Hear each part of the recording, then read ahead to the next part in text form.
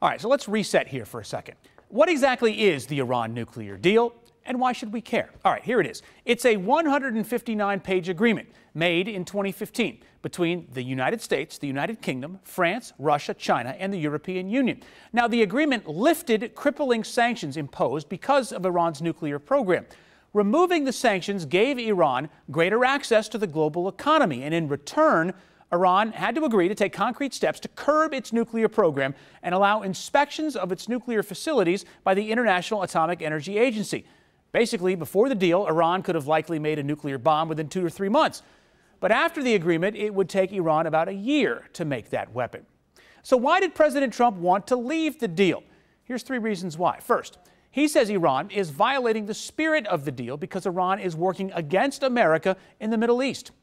Number 2, he doesn't like that some of the restrictions in the deal will end at a certain point in time. He'd rather the restrictions remain indefinitely. And number 3, the president thinks he can make a better deal. So what happens now that the U.S. is leaving the deal? Well, the U.S. is going to reimpose the sanctions that were in place before the deal.